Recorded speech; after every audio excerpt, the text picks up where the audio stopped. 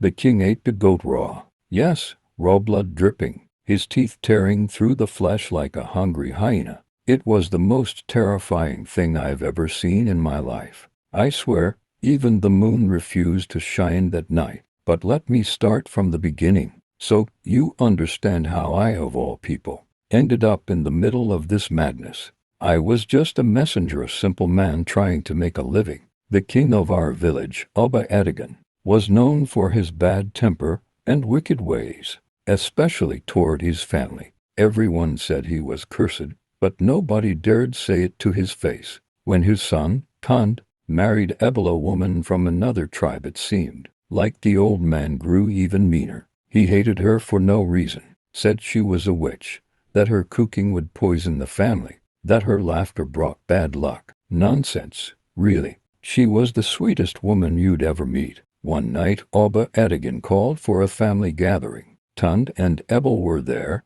along with me. Don't ask why I was invited. The man loved an audience for his drama. He said he wanted to welcome Ebel properly into the family, but his eyes glinted like a crocodile's underwater. The king ordered a goat to be slaughtered, saying it was a feast in her honor. But when the goat was brought in alive and bleeding, he grabbed a knife and slit its throat himself. He didn't even wait for the meat to be cooked. He sat there on his throne, blood on his hands, eating the raw meat and staring directly at Ebel. "You see this blood?" he said, his voice deep and cold. "This is what happens to anyone who dares bring bad fortune to my house." The air felt thick, like it was hard to breathe. Ebel didn't say a word, but I could see her hands trembling under the table. Tun tried to speak up, but his father slammed his fist on the table, silencing him. "Leave this house tonight," Oba Adigun growled at Ebel,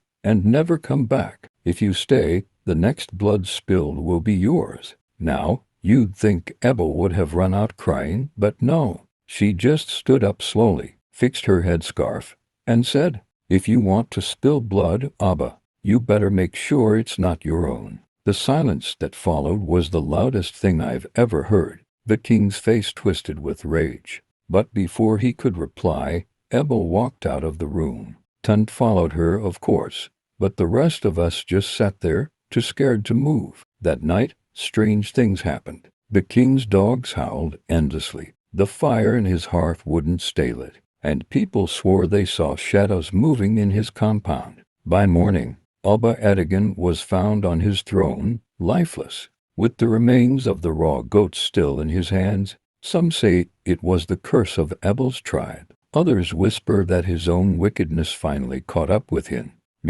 I don't know what to believe, but I do know one thing. Don't mess with a woman who smiles while walking away from a mad king.